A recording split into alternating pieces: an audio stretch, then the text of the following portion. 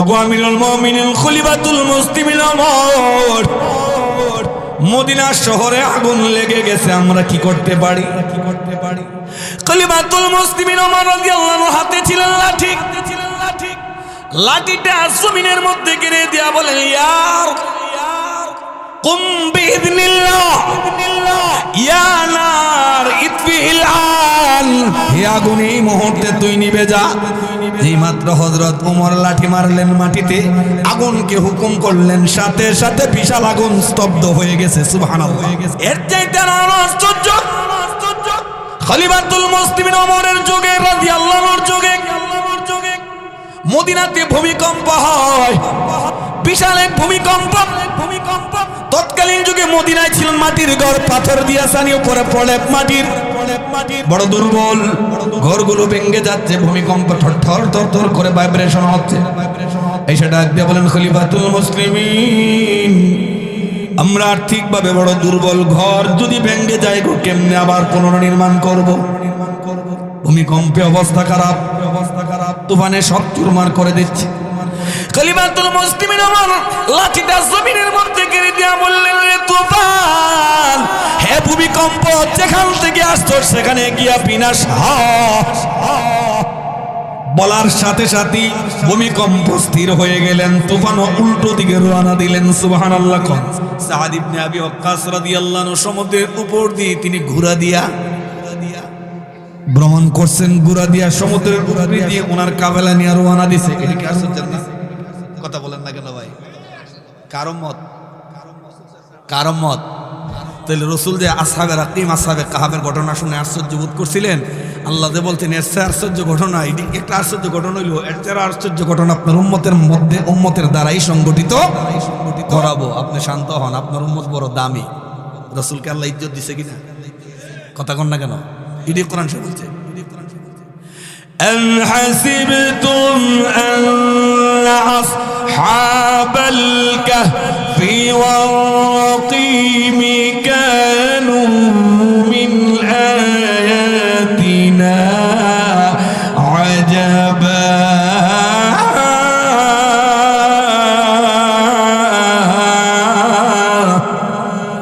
নবী গো, আপনি ধারণা করছেন এটা আশ্চর্য ঘটনা? আসহাবে কাহফ, আসহাবে রাকিম। তাইলে এবার আসুন আসহাবে কাহফ এবং আসহাবে রাকিম সম্পর্কে একটু ধারণা নেই। শুনতে রাজি আছেন তো? না ছেড়ে দিতে ছেড়ে দিব? আসহাবে কাহফ এবং আসহাবে রাকিমের ঘটনা দুইটা। এখানে দুটো ঘটনার নায়ক হলেন যুব সমাজ। আলহামদুলিল্লাহ। এখানে যে দুইটা ঘটনা আসহাবে কাহফ, এই আসহাবে কাহফের ঘটনার কেন্দ্রবিন্দু হলেন যুব সমাজ, আসহাবে রাকিবের সদস্যবৃন্দ হলেন যুব সমাজ। ঘটনা দুইটা দুই রকম, কিন্তু দুটোটা একসাথে আল্লাহ আনছেন কোরআনে। আন্না আসহাবাল কাহফি ওয়ার রাকিমি কানু মিন আয়াতিনা আজাবা। এই দুইটা ঘটনার মধ্যে এক নম্বরে বলছেন আসহাবে কাহফ, দুই নম্বরে আসহাবে রাকিম। শুরু করি ছোটটা। আসহাবে রাকিমের সদস্যদের বেলায় তিনজন ছিলেন নওজোয়ান যুবক। আমরা অনেক সময় দেখা যায় দল বেঁধে বেঁধে কাজ করার জন্য এক এলাকা থেকে আরেক এলাকায় যায়, যারা একটু কামলা দেয়, বদলি দেয়, এরা যায় না গ্রুপ বেঁধে বেঁধে। এই তিনজন নওজোয়ান, একদম টকবকে যুবক, তিন বন্ধু মিলে বের হলেন, ঘর থেকে বের হলেন কাজের উদ্দেশ্যে। কাজ করবেন, ইনকাম করবেন। রাস্তা দিয়ে যেতে লাগলেন পাহাড়ি অঞ্চল, একদম পাহাড়ের চূড়া গুহার দিকে যখন গিয়ে বসলেন, মুষলধারে বৃষ্টি, প্রচন্ড তুফান, বিশাল তুফান, বিশাল মুষলধারে বৃষ্টি শুরু হয়। আল্লাহর নবী বিশ্বনবী রাহমাতুল লিল আলামিন হাদিসের মধ্যে বড় বিশদভাবে আলোচনা করেছেন, লম্বা চূড়া আলোচনা, শর্টকাট বলছি। তিন বন্ধু চিন্তা করলেন কি করা যায়। এই মুষলধারে বৃষ্টি, প্রচন্ড তুফানে তো কোনোখানে গিয়ে আশ্রয় নেওয়ার জায়গা নাই, পাহাড়ি এলাকা, ডানে বামে কোনো বাড়িঘর নাই, এই প্রচন্ড বিদ্যুৎ চমকাচ্ছে, বিভিন্ন ধরনের বজ্রধ্বনি ঠাড়া পড়ছে। এখন আমরা কোথায় আশ্রয় নিব? তিনজন বন্ধু মিলে চলো ওই পাহাড়ে একখানা গুহা আছে কিনা, গুহায় আশ্রয় নেই, বৃষ্টি তুফান ছাড়লে পরে আমরা বের হব না। তিনজন বন্ধু আকাশের অবস্থা বেগতিক দেখি ওনারা আশ্রয় নিলেন পাহাড়ের গুহায়। কিন্তু তুফান যেন আরো বাড়ছে, মুষলধারে বৃষ্টি যেন আরো বাড়ছে। এমনকি মুষলধারে বৃষ্টির কারণে উপরে যে বিশাল বড় পাথরের কানা চটান আছে, পাথরের নিচ থেকে মাটিগুলো সরে যাওয়ার কারণে অনেক উপর থেকে গড়ায়া পড়ছে একটা বিশাল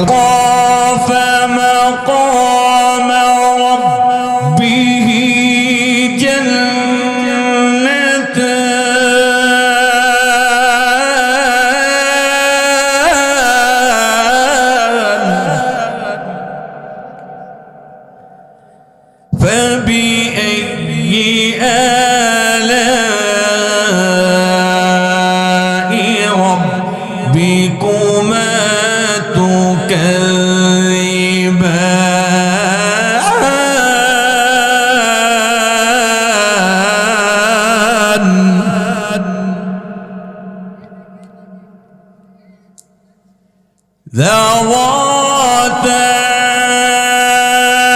أفنان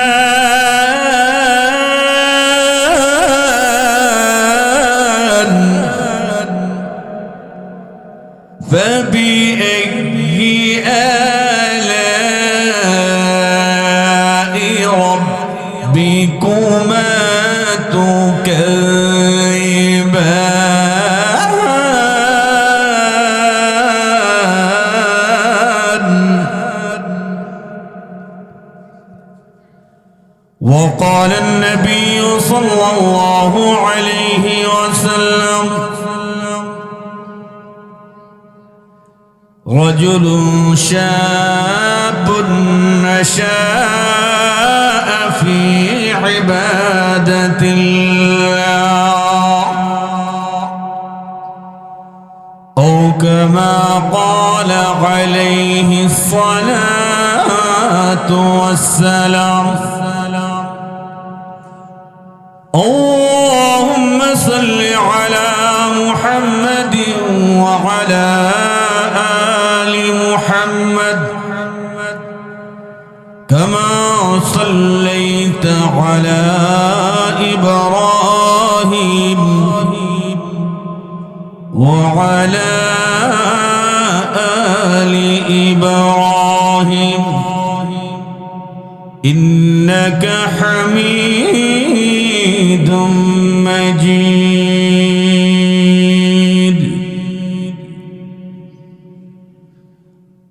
ঐতিহ্যবাহী হিজুলিয়া কান্দি দক্ষিণপাড়া জামে মসজিদ ও যুব সমাজের উদ্যোগে আয়োজিত 20তম বার্ষিক ইসলামী মহাসম্মেলনের অত্যন্ত শ্রদ্ধাভাজন মুআজ্জাজ মুকাররম সভাপতি সাহেব, মঞ্চে উপবিষ্ট সর্বকালের সর্বসেরা সন্তান হযরত উলামায়ে হযরত, স্প্যান্ডেলের নিচে আগত অত্যন্ত দামি উম্মত মুহাম্মদী সাল্লাল্লাহু আলাইহি সাল্লাম, পর্দার অন্তরালে মা জননীরা, আমাকে কর্তৃপক্ষ থেকে একটি বিষয়বস্তুর উপর আলোকপাতের জন্য ইনফরমেশন দেওয়া হয়েছে। সেই বিষয়টি হলো ইসলামী সমাজ গঠন ক্ষেত্রে যুব সমাজের ভূমিকা করণীয়। শুনতে রাজি আছেন? একটু জোরে কন। কিন্তু যুবক তো খুব কম, বুড়া লোকই দেখা যায় একটু বেশি। আমার যুবক ভাইদেরকে অনুরোধ করে বলে, আপনারা যেখানে বসে বসে চা খাচ্ছেন, মোবাইল টিপছেন বা টিপার সুযোগ পাইবেন, একটু আসেন। আল্লাহর হস্তে অনুরোধ, আপনারা একটু প্যান্ডেলে যুবক ভাইরা চলে আসেন। কারণ যুব সমাজ হলো সমাজের দিক নির্দেশক, সমাজ গঠনের মূল চালিকা শক্তি। কথা কোন ঠিক? আর একটু জোরে কর। যেই সমাজের যুবকেরা ভদ্র, সভ্য, নম্র, শিষ্টাচার, এই সমাজে কুফর, শিরিক, বেদাত, নিফাক, অনৈতিক কার্যকলাপের আত্মপ্রকাশ করতে পারে না। কারণ যুব সমাজের মূল্যায়ন আপনাদের কাছে যেমন, এমনই যুব সমাজের মূল্যায়ন আল্লাহ ও আল্লাহর রাসূলের কাছেও ছিল অত্যাধিক। কথা কোন ঠিক? একটু জোরে কন। যুবক অত্যন্ত দামি সম্পদ। সাধারণত আপনারা দেখেন সরকারি যখন চাকরি নেয় তখন কি বুড়া লোকরে নিয়োগ দেয় না, যুব সমাজ দেয়। কথা কন। যুবকদের গায়ে এনার্জি আছে, শক্তি আছে, মেধা মস্তিষ্ক দ্রুত কাজ করে। আর যখন মানুষ বুড়া হয় আস্তে আস্তে স্মৃতিশক্তি লোপ পায়, একটা কলম নিজের পকেটে তুই এটার বিচারতে 1 ঘন্টা শেষ করে। কারণ এখানে যা আছে তার খেয়াল থাকে না, কথা কয় না। যুব সমাজের ব্রেন অত্যন্ত তেজস্বী, যুব সমাজের বাহুবল অত্যন্ত মজবুত, যুব সমাজের চিন্তা চেতনা দ্রুত গতিতে কাজ করে। যুব সমাজ যেই দিকে যায়, ভালো হোক মন্দ হোক, এটার একটা পুরা দিকে সারে, কথা বলেন না কেন? যুবক যদি নিয়ত করে আমি আজকে তাফসিরুল কোরআন মাহফিল করবো, এতজনে মিললা, এরা যদি নিয়ত করে এলা, তাহলে আপনার মুরব্বীরা 10 জনে মিললেও একজনের সাথে আপনি কুলে উঠতে পারবেন না, কথা কয় না। আর যুবক যদি মনে করে না বেডি না সামো গান করো, তাইলে মুরব্বীরা তার সাথে কুলায় ওঠা সম্ভব না। এই জন্য আমার যুবক ভাইদেরকে আমার বেশি প্রয়োজন। আমার যুবক ভাইরা, আপনাদের কাছে অনুরোধ, যারা এখনো বাইরে আছেন একটু মেহেরবানি করে আসেন না ভাই। মোবাইল তো টিপতে পারবেন সারা জীবনে, 2-4টা কথা বলি, আপনারা মনোযোগ দিয়ে শুনেন। যদি হৃদয়ে লাগে তাইলে পরিবর্তন হয়েন, আর হৃদয়ে না লাগলে পরিবর্তন হওয়ার দরকার নেই। কোরআন শরীফের আলোচনা যে যত শুনবে তার দিলটা তত বেশি রিচার্জ হবে, কথা কোন ঠিক? কোরআনের আলোচনা শুনলে দিল চার্জ হয় কিনা, কথা কয় না? যেমন আল্লাহ কোরআন শরীফের মধ্যে বলছেন, ইযা যুকিরাল্লাহু ওয়াজিলাত কুলুবুহুম ওয়া ইযা তুলিয়াত আলাইহিম আয়াতুহু যাদাতুহুম ঈমানা।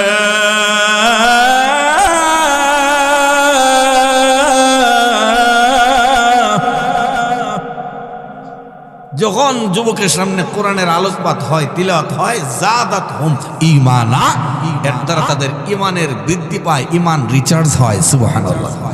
এটা কি আপনার আমার বানানো কথা? যুব সমাজ থেকে যত জাতের অশ্লীলতা, বর্বরতা, নষ্টামি, ভ্রষ্টামি আছে, এরা যদি ইচ্ছে করে একজোট হয়, ঐক্যবদ্ধভাবে একটা নিয়ত করে, তাইলে সমাজ থেকে অতি দ্রুত গতিতে অশ্লীলতা, অনাড়তা এগুলোকে দূরীভূত করতে পারে, কথা করতে পারে। কয়েকটা উদাহরণ দিলে আপনারা বুঝবেন। আজকে যে একটা বিষয় দিয়েছে, বিষয়টা খালি হুদা কিচ্ছার, কমনে কিচ্ছা, কথা কন দেখি লিখে বাজে কোনো কিচ্ছা হবে না। কোরআন হাদিস থেকে ইনশাল্লাহ বলার চেষ্টা করব, এবং বিশিষ্ট তাবি থেকে বলার চেষ্টা করব। পাউল কিচ্ছা বইলা লাভ নাই, যেটা রাগ নাই, গুরু নাই। যদি জি গান যে হুজুর এটা কিচ্ছা যে বললেন, কোন কিতাব থেকে কইছেন, কই তারতাম না, তো এই কিচ্ছার কোনো ভ্যালু আছে? প্রথমত আসেন যুবকদের একটা অবদান, যুবকদের সফলতার একটা ঘটনা। আল্লাহর নবী বিশ্বনবী রাহমাতুল লিল আলামিন যুবক, তখনও তিনি আনুষ্ঠানিক নবুয়তি লাভ করে নাই। তৎকালীন যুগে মক্কাতুল মুকাররমায় ছিল ধরুন একটা সংগঠন, যুব সমাজের সংগঠনটির নাম হলো হিলফুল ফুজুল। হিলফুল ফুজুলের সদস্যদের কাজে ছিল রাষ্ট্রে যদি কোনো অনৈতিক কার্যকলাপ হয়, এগুলো থেকে রাষ্ট্রকে মুক্ত রাখা তাদের দীপ্তি, তাদের একখানা সংকল্প ছিল, তাদের 4টা থিওরি ছিল। এই সংগঠনের থিওরি ছিল 4টা। 1 নাম্বার, রাষ্ট্রের মধ্যে কোনো অনৈতিক কার্যকলাপ হতে দেওয়া যাবে না। এই যুব সংগঠনের প্রতিজ্ঞা। 2 নম্বর টার্গেট ছিল, আমার রাষ্ট্রের মধ্যে যদি বাহির থেকে কোনো মুসাফির সফরের জন্য আসে, পর্যটকরা আসেন, তাদেরকে পূর্ণ নিরাপত্তা দিতে হবে। তাদের উপরে যেন চোর ডাকাত বা বিভিন্ন সন্ত্রাসীদের আক্রমণ না হয়, তাদের উপরে যেন কোনো চড়াও কেউ না হয়, সেই দিকে আমরা সজাগ দৃষ্টি রাখবো। 3 নম্বর টার্গেট ছিল, এই হিলফুল ফুজুল সংগঠনের 3 নম্বর টার্গেট ছিল, তারা বলেছিলেন আমরা সবসময় গরিবদের পক্ষে থাকবো, কারণ গরিবদের উপরে জুলুম, নির্যাতন, নিপীড়নের স্টিম রোলার চালানো হয়। আমরা গরিবদের উপরে স্টিম রোলার চালাইবার সুযোগ কাউকে দেব না, সে যত বড় ক্ষমতাশালী হোক না কেন। 4 নম্বর, এই সংগঠনের থিওরি ছিল কোন ধনী ব্যক্তি যদি জুলুম করে কোন গরিবের উপরে, আমরা ধনীর পক্ষ অবলম্বন না করে গরিবের পক্ষ অবলম্বন করব। এই চারটা থিওরি ছিল হিলফুল ফুজুল সংগঠনের। হিলফুন অর্থ হলো প্রতিজ্ঞা বা কসম করা, শপথ নেওয়া। ফুজুলুন বলা হয় কয়েকটা ফুজুল, অর্থাৎ তৎকালীন যুগের সংগঠনের সদস্যদের মধ্যে তিনজনে ছিল ইবনে ফুজুল। বাবার নাম ফজল, তিনজনের বাবার নাম ফজল। ফজলের বহু বচন ফুজুল। এই সংগঠনের আল্লাহর নবীর অনেক আগ থেকে এই সংগঠনটা চলতেছিল। এক সময়টা আস্তে আস্তে ঝিমিয়ে যায়। রাসূল যখন যৌবন বয়সের মধ্যে পদার্পণ করলেন, আল্লাহর নবী আবার সংগঠনটাকে আবার নবায়ন করলেন, চাঙ্গা করলেন। সুবহানাল্লাহ জোরে কর। আল্লাহর নবী বিশ্ব নবী যুব সমাজকে ডাক দিয়ে বলেন, যুবকেরা, এই সংগঠনের উদ্দেশ্য বড় ভালো, আমিও সদস্য হব। সুবহানাল্লাহ বলবেন।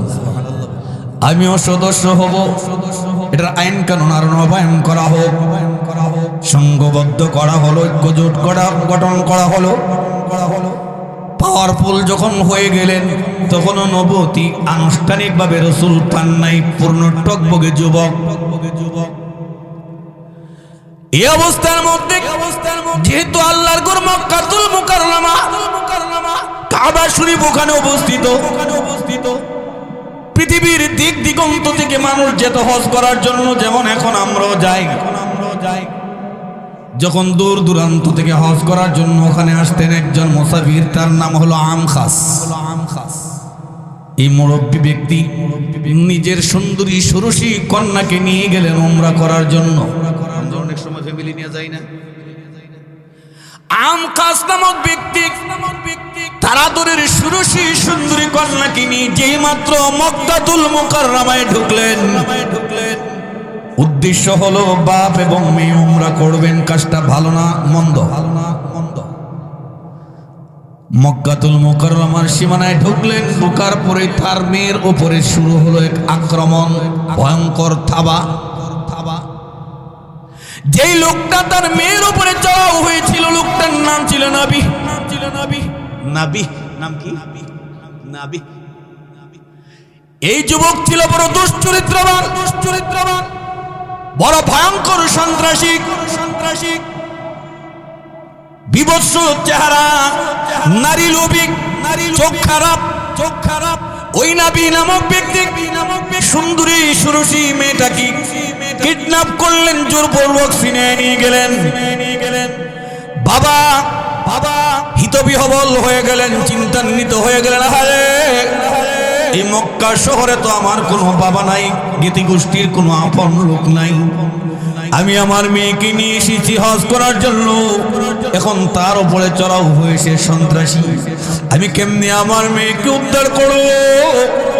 ওই মুরব্বীর অন্তরের মধ্যে দারুণ ব্যথা, টেনশনে তিনি কিং কর্তব্য বিমূঢ় হয়ে গেলেন, ভেবাচেকা হয়ে গেলেন। একজন লোককে ডাক দিল, বাইরে আমি একজন মুসাফির, আমি প্রায় রাত থেকে এসেছি আল্লাহর ঘর জিয়ারত করার জন্য। আমার মেয়েকে নিয়ে এসেছি, আমার মেয়ের উপরে দুশ্চরিত্রের নজর পড়েছে, আমার মেয়েকে কিডন্যাপ করে নিয়ে গেছে, আমি অসহায়, আমার সাহায্যের জন্য তোমরা একটু আগাও না। এমনি সময় লোকটা পরামর্শ দিয়ে বলেন, ওরে মুসাফির, আমার কাছে বললে তো ফায়দা হবে না, তোমাকে একটা পরামর্শ দেই, তুমি যাও কাবা শরীফের সামনে দাঁড়াইয়া এইভাবে ডাক দিতে থাকো, ইয়া হিলফুল ফুজুল, হিলফুল ফুজুলের সদস্যরা কোথায় আছো? আমি একজন মুসাফির, চরম বিপদে আছি, আমার সাহায্যের জন্য আগায় আসো। ওই লোকের পরামর্শ অনুবাদে যে মাত্র লোকটা কাবার প্রান্তরিকে ডাক দিয়ে বলে, হিলফুল বাসীর জনগণ কোথায়? আমি একজন মুসাফির, আল্লাহর ঘর জিয়ারত করার জন্য এসেছি, আমি চূড়ান্ত বিপদে আছি, আমাকে সাহায্য করো। এমনি বলতে দেরি যার যার হাতে অস্ত্র শস্ত্র নিয়ে এক জাগ তরুণ নওজোয়ান যুবকেরা এসে বললেন, কি হলো বলেন? সুবহানাল্লাহ বলবেন। আইরে যুবক, যুবকে খালি কুকাম করে এমন না, যুবকে ভালো কামও করে। যুবকদের দ্বারাই পৃথিবীটা এখনো শক্তিশালী। যুবককে হারে না এমন কাম নাই।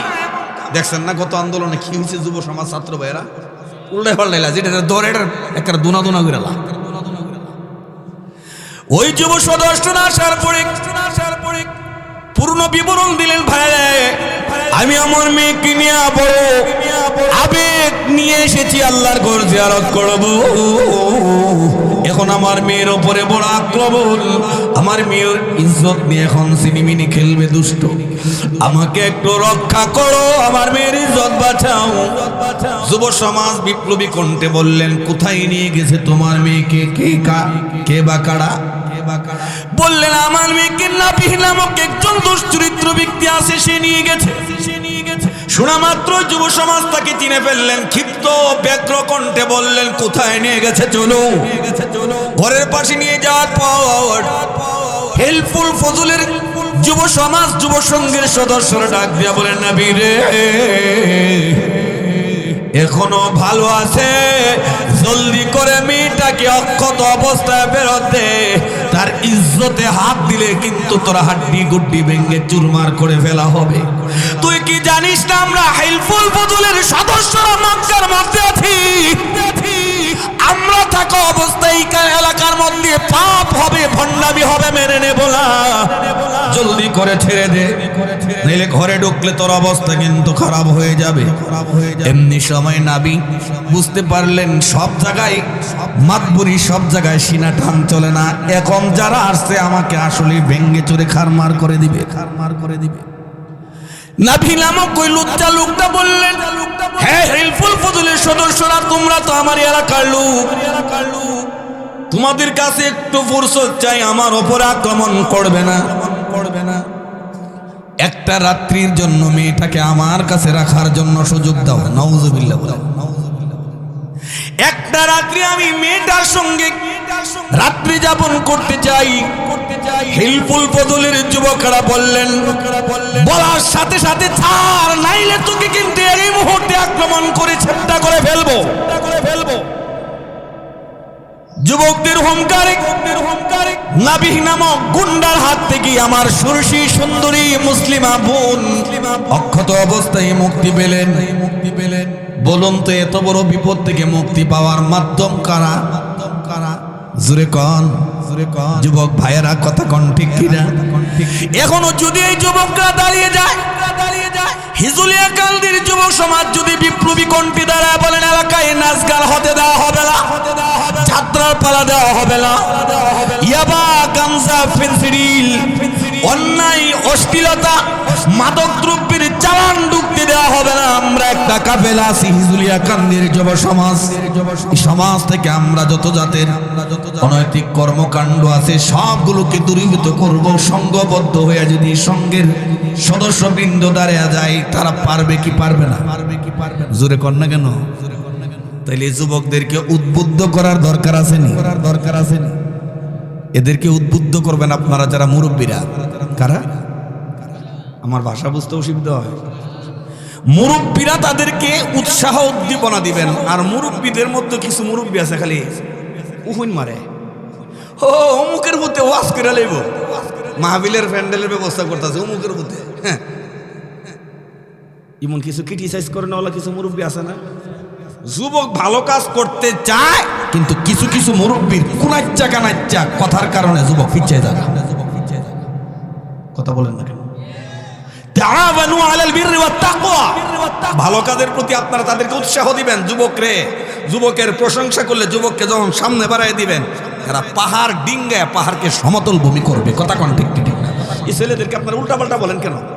গুতায় গাতায় কথা কন কেন? গুতায় গাতায় কথা বলে এই ছেলে যদি বিগড়ে যায়, তখন তো আপনার সাথে সে বিয়াদবি করতে বাধ্য। কথা বলেন।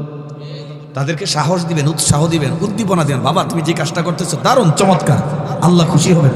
এটা হলো রাসূল সাল্লাল্লাহু আলাইহি ওয়াসাল্লামের সাহাবীদের কাজ করো, সামনে বড় আমরা আছি, যেখানে যে সহযোগিতার দরকার আমরা আছি। এই কথাটা ভুললে দেখেন, যুবক একজন এর মনের মধ্যে তিনজনের শক্তি আসবে। কথা বল না? এই যুবকদেরকে ভালো কাজে লাগাইবার দরকার আছে না? এই যুবকরা জান্নাতও কিনতে পারে, জাহান্নামও কিনতে পারে। আমার যুবক ভাইদেরকে লক্ষ্য করে আরেকটি ঘটনা বলি। ইতিহাসের তার কিতাবের মধ্যে একটি কিতাবের নাম হলো সুনানে আবু দাউদ। এই সুনানে আবু দাউদের লেখক হলেন ইমাম আবু দাউদ রাহমাতুল্লাহ আলাইহি। ওনার বয়স যখন 25, যুবক না বুড়া? 25 বছরের ছেলে যুবক না বুড়া? 25 বছরের যুবক আবু দাউদ রাহমাতুল্লাহ আলাইহি। এক সময় তিনি ভ্রমণে গেলেন, লেখালেখি করেন, গবেষণা করেন, ঘুরতেও তো একটু মনে চাই। তিনি ভাবলেন কোথায় যেতে পারি ঘুরতে। উনি সিদ্ধান্ত নিলেন পাহাড়ের কিনারায় যাবেন, সমুদ্রের সৈকতে যাবেন। কোথায় যাবেন? পাহাড়ের কিনারায় সৈকতে, মনে করেন কক্সবাজারের মতো আর কি। কিন্তু ওই যুবক ইমাম আবু দাউদ বর্তমানের যুব সমাজের মতে দোষ না। আমার যুবক ভাইদের মধ্যে অনেক ভাইরা এই কক্সবাজারে যায়, যাবার সময় খালি, আসার সময় গুনার গাঠির কারণে গুনার ব্যাগের সিন লাগানো যায় না। বুঝছেন না? মনে হয় যাবার সময় যদি দূরে যায়, আইবার সময় এত পরিমাণ হিউজ পরিমাণ গুনা লুই আয়ে ব্যাগ জাগা লাগে। কেমনে? Half pant, short pant, tight pant পরে যখন গোসল করে তার ছত্রের সমস্যা হয় না? দায়েমি ফরজ যেটা, এটা সমস্যা হয় না? আরো যতের গান বাজনা লাগায়, হ্যাঁ নাচে, আরো ড্রিঙ্কস করে, ফিলিংস করে, বোঝা যায় যে ইহুদির বাচ্চা না খ্রিস্টানের বাচ্চা।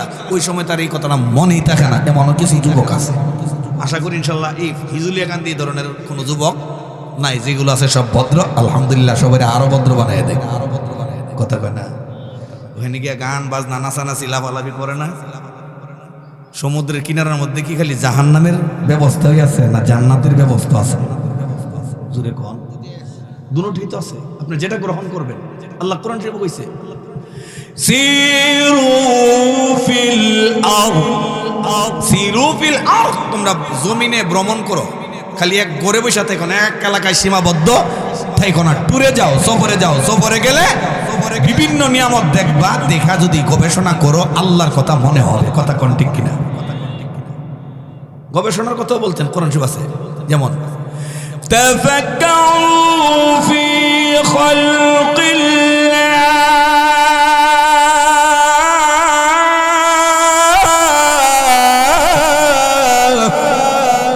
ওয়া লা তাতাফাক্কারু ফিল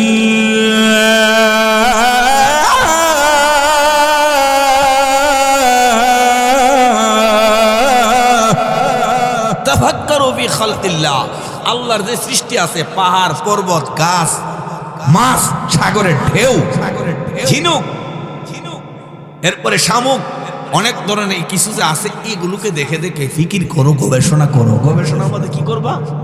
মনে মনে গবেষণা করো আর চোখের পানি ছাড়ো। প্রভু এই সুন্দর ঝিনুক বানিয়েছো তুমি, এই সুন্দর পাহাড় বানিয়েছো তুমি, প্রভু গো এত পরিমাণ পানি কোত্থেকে আসে, কোথায় যায়? তোমার শক্তি ছাড়া এটা মেনে নেওয়া যায় না। ওই সমুদ্রের কিনারায় দাঁড়ায় যদি ফিকির করেন, সুন্দর গাছ দেখে, সুন্দর মাছ দেখে, সুন্দর শামুক কিংবা ঝিনুক দেখে আপনি যদি আশ্চর্য বোধ হয়ে বলেন সুবহানাল্লাহি ওয়া বিহামদিহি সুবহানাল্লাহিল আযীম, এই যে আপনি সুবহানাল্লাহ পড়লেন, একটু গবেষণা করলেন, জানেননি আপনার অ্যাকাউন্টে কি পরিমাণ সওয়াব লেখা হলো? আল্লাহর নবী বিশ্ব নবী রাহমাতুল্লিল আলামিন বলেন, উম্মতারে আল্লাহর কোন নিয়ামত দেখে যদি কেউ একটু গবেষণা করে, একটা মুহূর্ত গবেষণার খাতিরে মহান আল্লাহ তার আমলনামায় 60 বছরের নফল ইবাদতের সওয়াব লিখে দেয়। কত বছরের সওয়াব? 60 বছর। আল্লাহর কোন নিয়ামত দেখে যদি কেউ গবেষণা করে, এক মুহূর্ত গবেষণা করলেই মনে মনে ভাবলে আল্লাহর বরত্বতা কল্পনায় আনলি আপনার আমলনামায় 60 বছরের ইবাদত। তাহলে ট্যুরে যাওয়ার দরকার আছে কি আছে না? ভ্রমণে বের হওয়ার দরকার আছে কি আছে না? তবে ভ্রমণটা যেন হয় শরীয়ত সম্মত। রে মানুষ হিজুলিয়া কান্দির যুবকদেরকে বলি, যুবক তোমাদের এলাকার মানুষ বড় অর্থশালী, দান দক্ষিণার দিক দশেরা, এটা বাঞ্ছানা পড়তেন না? সারা বাংলাদেশের মধ্যে বাঞ্ছারামপুর ধানের দিক দিয়ে সেরা।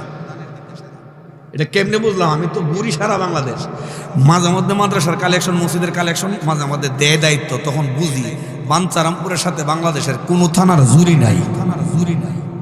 এটা আমি চ্যালেঞ্জ দিয়ে কইতাম পারবো ইনশাল্লাহ। আলহামদুলিল্লাহ কইতাম না আপনারা? জিতের ফলা দেখলো আলহামদুলিল্লাহ বাইর না।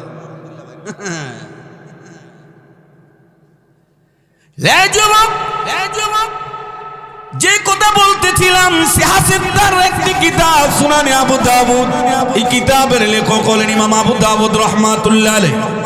টকবকে যুবক 25 বছরের ইয়াং, উনি ভাবলেন কোথায় যায় একটু ঘুরে আসি। ফিকির করলেন, টার্গেট করলেন সমুদ্র সৈকতে যাবেন। সমুদ্রের কিনারায় গিয়ে পৌঁছলেন।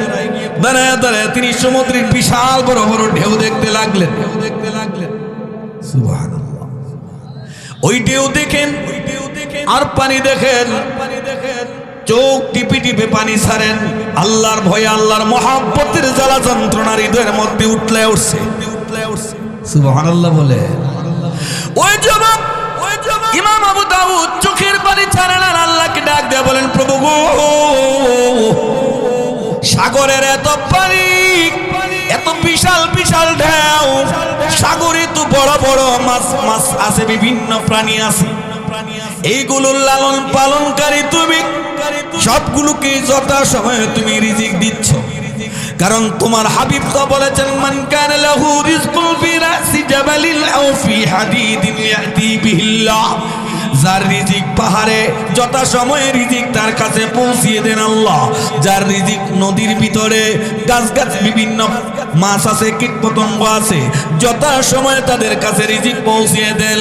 যে প্রাণীগুলো মাটির নিচে উই পোকা আছে, তুরকুল্লা আছে, কেঁচো আছে, যথা সময়ে তাদের কাছে রিজিক পৌঁছে দেন আল্লাহ। এই লোক চোখের পানি ছাড়েন আর ফিকির করেন, প্রভু গো, এত বড় বড় ঢেউ নিয়ন্ত্রণ কর্তা তুমি, এই পানি কোত্থেকে আসে, কোথায় গিয়ে শেষ হয়, এটা একমাত্র তোমার কুদরত। আল্লাহ তোমার কাছে আবদার করি গো, আল্লাহ মেহেরবানি করে তোমার বান্দার জিন্দেগীর গুনাহ মাফ করে দাও। সুবহানাল্লাহ বলবেন। হে প্রভু, হে প্রভু, আমি আশরাফুল মাখলুকাত, তোমার জিকির ফিকির থেকে গাফেল, অথচ আমি দেখতেছি সাগর থেকে যত বড় বড় ঢেউ উঠে, প্রত্যেকটা ঢেউ থেকে তোমার জিকিরের আওয়াজ শোনা যায়। ঢেউ থেকে জিকিরের আওয়াজ। সুবহানাল্লাহ বলবেন। তোমার এই সাগরের ঢেউ থেকে তোমার জিকিরের আওয়াজ শোনা যায়, শোনা যায়। এইভাবে চোখের পানি ছাড়েন আর টিপি টিপি চোখের পানি ছাড়েন আর কান্দেন, এমনি সময় তাকে দেখেন আকাশের অবস্থা বেশি ভালো নয়, ঘূর্ণিঝড় বা টর্নেডো উঠবে। আকাশের আবহাওয়া খারাপ দেখার কারণে সমুদ্রে চলমান যে জাহাজগুলো ছিল, জাহাজগুলো আস্তে আস্তে সাইডের দিকে আসতে লাগলেন। আবহাওয়ার সংকেত ভালো না, আবহাওয়ার সংকেত। আমার ভাষা বুঝতে অসুবিধা দিতেছে? কিচ্ছা কইলাম না যে কিচ্ছার ফ্যাক্টরি লিয়ে বইছি, আপনারা যতক্ষণ শুনবেন ততক্ষণ, আপনারা যতক্ষণ গুতা না দিবেন ততক্ষণ ছাড়তাম না। আস্তে আস্তে জাহাজগুলো সাইডের দিকে আসতে লাগলেন। নদীর সমুদ্রের কিনারায় দাঁড়ায় ইমাম আবু দাউদ রাহমাতুল্লাহ আলাইহি, নওজোয়ান আল্লাহর বান্দা, আল্লাহর বান্দা, তাকে দেখেন বিশাল বড় একটা জাহাজ আস্তে আস্তে সাইডে ফিরলেন। জাহাজটা অতি বড় হওয়ার কারণে একদম কিনারায় আসা সম্ভব না। কিনার থেকে প্রায় 300 ফিট দূরে নোঙ্গর ফেলেছে, নোঙ্গর ফেলেছি গেরাফি, প্রায় 300 ফিট দূরে নোঙ্গর ফেলেছে। জাহাজের নাবিক কর্মচারীরা জাহাজটাকে ঝাড়ু দিচ্ছেন। ঝাড়ু দিতে গিয়া নাবিক হঠাৎ তিনি বলে ফেললেন, হাসি দিলেন, হাসি দিয়া বলেন আলহামদুলিল্লাহ। হাসি দিয়ে কি বলতে হয়? উনি ভাবলেন আলহামদুলিল্লাহ যদি বলে, আল্লাহ নবী বিশ্ব নবী রাহমাতুল লিল আলামিন হাদিসের মধ্যে শিখিয়ে দিয়েছেন, উম্মতের যদি কোনো আল্লাহর বান্দা হাসি দিয়া আলহামদুলিল্লাহ বলে, তোমরা শোনা মাত্র বলবে ইয়ারহামুকাল্লাহ। হাদিস আসেনি? জোরে কোন। ইমাম আবু দাউদ চিন্তা করলেন, আল্লাহর নবীর হাদিসের এই মুহূর্তে আমল করার সুযোগ আমার সামনে দিয়ে যায়। নবী হাসি দিলেন, আলহামদুলিল্লাহ বললেন, আমি আরহামুকাল্লাহ বললেন, নবীজির সুন্নাত জিন্দা হবে, রাসূল আমাকে বড় ভালোবাসবেন। উনি চিন্তা করলেন, এখান থেকে যদি আরহামুকাল্লাহ বলি এই আওয়াজটুকু 300 ফিট দূরে যাবে না, কারণ ওই নাবিকের গলার আওয়াজ আর আমি আবু দাউদের গলার আওয়াজ এক না, কারণ তার সাউন্ড হলো চাইনা, আমারটা নোকিয়া। নোকিয়ার আওয়াজ বেশি না চাইনার আওয়াজ বেশি? কথা কন না কেন? নোকিয়ার আওয়াজ কম, চাইনার আওয়াজ ফাড়া ফোড়া, তুফান লাগাই দেয়। কথা কোনটি? মোবাইলের কথা কই কি? ইমাম আবু দাউদ চিন্তা করলেন, আস্তে আস্তে আরহামুকাল্লাহ বলে লাভ নেই। তিনি ডানে তাকায় বামে তাকায়, দেখতে পেলেন একখানা নৌকা আসছে। নৌকা ভাড়া নিলেন 3 দিরহাম দিয়া, ভাড়া করে নিয়ে গেলেন জাহাজে। জাহাজে গিয়ে নবীর সামনে দাঁড়ায় বললেন, ইয়ারহামুকাল্লাহ, ইয়ারহামুকাল্লাহ, আল্লাহ রহমত তোমার উপরে বর্ষিত হোক। আর আমরা হইলে কইলাম, বলে টেহা খরচ করে নৌকা ভাড়া করে জাহাজও গিয়া ইয়ারহামুকাল্লাহ কর, অত টেহা লাগছে না, 3 টেহার দাম আছে। আমরা এমন আছি না? কথা কয় না। কিন্তু ওই যুবক ইমাম আবু দাউদের হৃদয়ের মধ্যে নেক ইনকাম করার বড় পিপাসা, বড় তৃষ্ণা। জাহাজে গেলেন, ইয়ারহামুকাল্লাহ বললেন, নবী ডাক দিলেন, হুজুর আমি আলহামদুলিল্লাহ বলেছিলাম অনেকক্ষণ আগে, ইয়ারহামুকাল্লাহ আপনি সমুদ্রের কিনার থেকে বললে তো পারতেন, এত কষ্ট করে কেন গো আপনি জাহাজে আসলেন?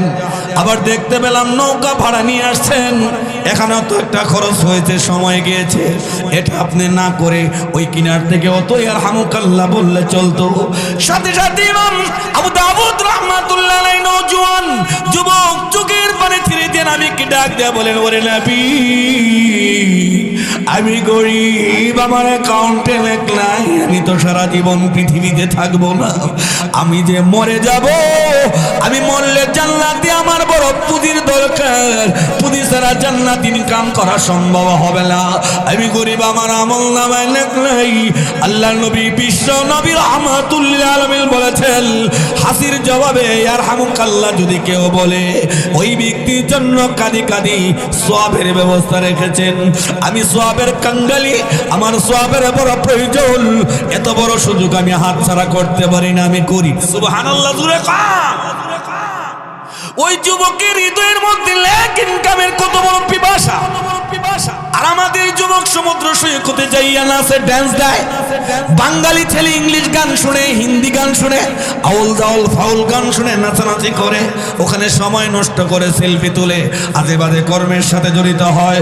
এই যুবক, তুমিও যদি সমুদ্রের কিনারায় দাঁড়াইয়া সমুদ্রের ঢেউগুলো দেখে আল্লাহকে একবার ডাক দেবেন, আল্লাহ তুমি মহিয়ান গড়িয়াল, তোমার চাইতে শক্তিশালী কেউ নাই গো, এই পানির পরিচালনা করো তুমি, পানির নিচে যত মাছ আছে, কীট পতঙ্গ আছে, সবগুলোর পরিচালনা করো তুমি। আল্লাহ আমার সমুদ্রের দিকে আমি নজর দিলে আমার দৃষ্টি শেষ, কিন্তু সমুদ্রের কিনারা তো দেখা যায় না, এইগুলোর জন্য তুমি হলা রব্বুল আলামিন, লালন পালনকারী। আল্লাহ না জানি তুমি কত বড়। আল্লাহু আকবার। এই যে আল্লাহু আকবার বললেন, আল্লাহ খুশি হয়ে আপনার জিন্দেগির সমস্ত গুনাহ ক্ষমা করে দিতে পারে। ঠিক নেই? বাইরে আমার লক্ষ্য করুন, ওই 25 বছরের যুবক ইমাম আবু দাউদ নাবিকের প্রশ্নের জবাব দিয়ে তিনি আবার নৌকায় উঠলেন, তীরে আসলেন। তীরে আসার সময় উনি ছিলেন জলিলুল কদর, একজন আল্লাহওয়ালা বুজুর্গ, যদিও 25 বছর আমল করতে করতে বিশাল উপরের লেভেলে চলে গেছেন। সুবহানাল্লাহ, চলে গেছেন। আল্লাহ মহান তার অন্তরের মধ্যে ইলকা করলেন। নবীদের কাছে ওহী নাজিল হয়, বুজুর্গদের কাছে ওহী নাজিল হয় না, এটাকে বলা হয় ইলহাম। কথা কোন ঠিক? ইলহাম, কথা কোন ঠিক? আল্লাহর ওই যুবক ইমাম আবু দাউদের কলবের মধ্যে ইলহাম করলেন, জানায় দিলেন, কোরআন শরীফের এক আয়াত তাকে শ্রবণ করাইলেন, শুনাইয়া দিলেন। সুবহানাল্লাহ বলবেন না? ইমাম আবু দাউদের কানে ঢেলে দিলেন আল্লাহ আয়াত, কোরআন শরীফের আয়াত, ইন্নাল্লাহা আশতারা মিনাল মুমিনিনা আনফুসাহুম ওয়া আমওয়ালাহুম লাহুমুল জান্নাহ। নিশ্চয় যারা আল্লাহর রাস্তায় যাবেন, দান খয়রাত করবেন, যারা আল্লাহর রাস্তায় জিহাদ ফি সাবিলিল্লাহ করবেন, তাদের বেলায় আয়াত আল্লাহ বলেন ইন্নাল্লাহ আশতারা, নিশ্চয় আল্লাহ কিনে নেন মিনাল মুমিনিনা, মুমিনদের থেকে কি কিনেন? আনফুসাহুম ওয়া আমওয়ালাহুম, মুমিনের জান এবং মুমিনের মাল কিনেন। আপনারা বলুন, কিনতে গেলে বিনিময় দিতে হয় কি হয় না? হয় না? কোন জিনিস কিনতে গেলে দোকান থেকে আপনি তাকে মুদ্রা দিতে হবে কি হবে না? মাগনা তো আর দিবে না। আল্লাহ বলেন আমি মুমিনের জান এবং মাল কিনি, এর জন্য বিনিময় কি জানোনি? বিআন্না লাহুমুল জান্নাহ, আমি আল্লাহর জান্নাত তাদের জন্য বিনিময়। সুবহানাল্লাহ বলেন। রে যুবক, যে লোকটার জান এবং মাল আল্লাহর রাস্তায় লয় করে ক্ষয় করে কমাই, আল্লাহ তার জন্য জান্নাত রেখেছেন। জান্নাত কেমন সুন্দর, সেদিকে গেলে আবার লম্বা হয়ে যাবে। হাদিসে কুদসি থেকে একটু স্যাম্পল ধারণা নেন। হাদিসে কুদসির মধ্যে রয়েছেন আল্লাহর নবীর জবান দিয়ে বলেন আ'আদাতু লিইবাদিয়াস সালিহিনা মা লা আইনুন রাআত ওয়ালা উযুনুন সামিআত ওয়ালা খাতারা আলা কলবি বাশার। আল্লাহর নবী বলেন উম্মতরা শুনে নাও, আল্লাহ বলেছেন বান্দারে আমি আল্লাহ জান্নাত এত সুন্দর করে সাজিয়েছি, যে সৌন্দর্যের বিবরণ কোনো কান ইতিপূর্বে শুনতে পাই নাই, যে সৌন্দর্যের দৃশ্যগুলো পৃথিবীর কোনো চোখ ইতিপূর্বে অবলোকন করে নাই, যে সৌন্দর্য এত সুন্দর কি করে হয় মানুষের হৃদয়ও কোনোদিন কল্পনা করতে পারে নাই। এই সুন্দর জান্নাত আমি রাখছি কাদের জন্য জানোনি? ইবাদিয়াস সালিহিন, যারা নেককার বান্দা হবে তাদের জন্য। সুবহানাল্লাহ। তাইলে বুড়া যুবক সকলের জন্য নেককার বান্দা হওয়ার দরকার আছে কি আছে না? জোরে কোন।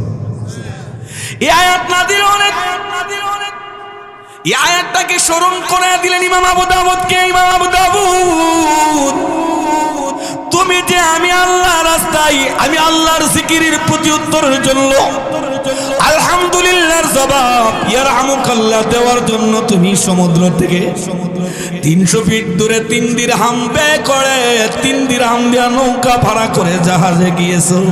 এই 3টা দিরহামের উসিলাই আমি আল্লাহ তোমার কাছে জান্নাত বিক্রি করে দিলাম। সুবহানাল্লাহ বলবেন না? 3 দিরহাম দিয়ে নৌকা ভাড়া নিছিল, বিনিময়ে আল্লাহ তার কাছে কি দিচ্ছে? জান্নাত বিক্রি করছে। এই যুবক গেছিল কোথায়? বুইলা গেছেন? সমুদ্রের কিনারায় গেছিল না ঘুরতে? ঘুরতে গিয়ে কি জান্নাত ইনকাম করতে পারলেন না? কিন্তু আমাদের যুবকরা করেন কি ভাই? রে যুবক, এটা হলো ইমাম আবু দাউদ যুবকের কাহিনী। এমন আরো বুড়ি বুড়ি কাহিনী আছে। যুবকদেরকে বলি তুমি ইচ্ছা করলেই গুনার কাজ থেকে ফিরে নেকের কাজের দিকে ধাবিত হতে পারো। যদি আল্লাহর ভয় হৃদয়ে লালন করো তাহলে অবশ্যই তোমার দ্বারা নামাজ কাজা হবে না, নামাজ ছাড়ার সম্ভাবনা থাকবে না, রোজা ছাড়বে না, নামাজ ছাড়বে না, হজ ছাড়বে না, যাকাত ছাড়বে না, জিকির আজকার ছাড়বে না, পর্দা পশিদা লঙ্ঘন করবে না। একটা জিনিসের অভাব, খৌফে এলাহি, আল্লাহর ভয় অন্তরে নাই, যার জন্য আমাদের এই দুরবস্থা। কথা বল না রে যুবক, অন্তরের মধ্যে আল্লাহর ভয়, আল্লাহর ভালোবাসা কি স্থান দেওয়ার চেষ্টা করো। যদি আল্লাহর রাস্তায় মহব্বত, আল্লাহকে ভালোবাসা হয়, আল্লাহর ভয়ভীতি অন্তরে লালন করা হয়, তাহলে আমাদের দ্বারা ওই সমস্ত ঘটনা সংঘটিত হতে পারে যা পূর্বের লোকদের বেলায় ঘটেছে। সূরাতুল কাহফের মধ্যে বড় সুন্দর চমৎকার 2টি ঘটনা আছেন। আম হাসিবতা আন্না আসহাবাল কাহফি ওয়ার রাকিব কানু মিন আয়াতিনা আজাবা। কোরআন শরীফের আয়াত, ঘটনাও কোরআন শরীফের, মানেন না? কথা কোন ঠিক নেই। আল্লাহ বলেন আম হাসিবতা আন্না আসহাবাল কাহফি ওয়ার রাকিব কানু মিন আয়াতিনা আজাবা।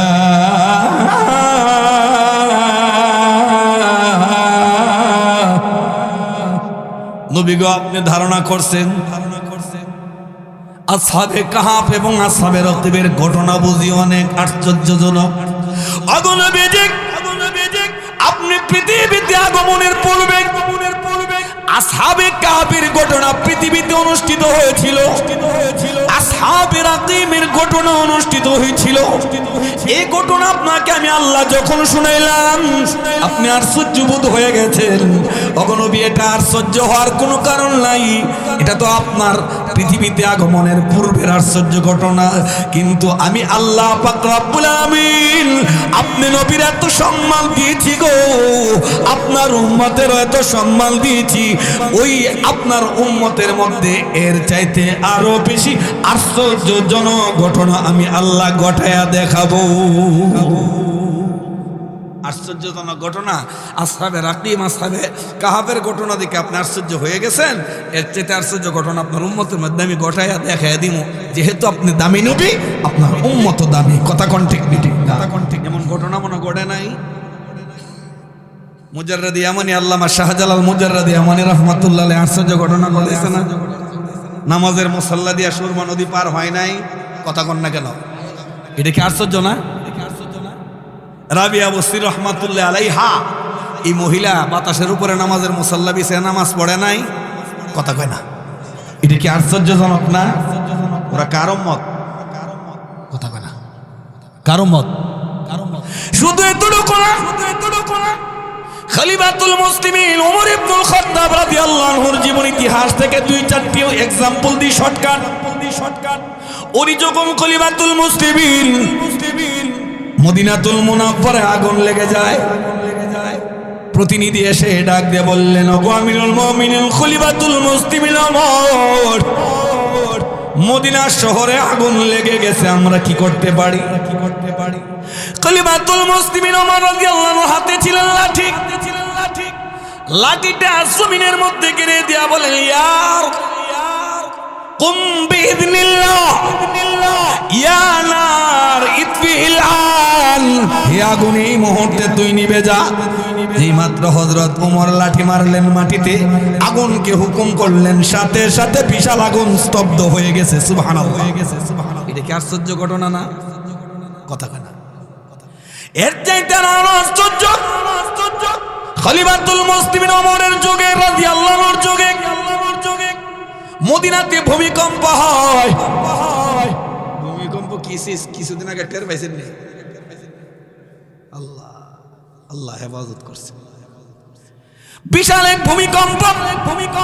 তৎকালীন যুগে মদিনায় ছিলেন মাটির ঘর, পাথর দিয়া সানি উপরে পড়ে মাটির বড় দুর্বল ঘরগুলো ভেঙে যাচ্ছে। ভূমিকম্প থর থর করে ভাইব্রেশন হচ্ছে।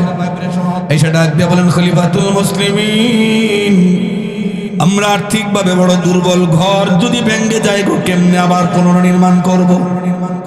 ভূমিকম্পে অবস্থা খারাপ, তুফানে সব চুরমার করে দিচ্ছে। খলিফাতুল মুসলিমিন ওমর লাঠিটা জমিনের মধ্যে গেড়ে দিয়া বললেন, রে তুফান, হে ভূমিকম্প, যেখান থেকে আসছো সেখানে গিয়া বিনাশ হ। বলার সাথে সাথে ভূমিকম্প স্থির হয়ে গেলেন, তুফানও উল্টো দিকে রওনা দিলেন। সুবহানাল্লাহ। আরে ভাই কোন একটু জোরে, এটা কি আশ্চর্য ঘটনা না? সাদ ইবনে আবি ওয়াক্কাস রাদিয়াল্লাহু আনহু সমুদ্রের উপর দিয়ে তিনি ঘোড়া দিয়া ভ্রমণ করছেন। ঘোড়া দিয়া সমুদ্রের উপর দিয়ে ওনার কাফেলা নিয়ে রওনা দিছে। এটা কি আশ্চর্য না? কথা বলেন না কেন ভাই? কারমত। তাহলে রসুল যে আসহাবে রাকিম আসহাবে কাহফের ঘটনা শুনে আশ্চর্য বোধ করছিলেন, আল্লাহ যে বলতেন এর চেয়ে আশ্চর্য ঘটনা, এটি একটা আশ্চর্য ঘটনা হইল, এর চেয়ে আশ্চর্য ঘটনা আপনার উম্মতের মধ্যে উম্মতের দ্বারাই সংগঠিত করাবো। আপনি শান্ত হন, আপনার উম্মত বড় দামি। রসুলকে আল্লাহ ইজ্জত দিছে কিনা? কথা কন না কেন? এটি কোরআন শরীফ বলছে, أم حسبتم أن أصحاب الكهف والرقيم كانوا من آياتنا عجبا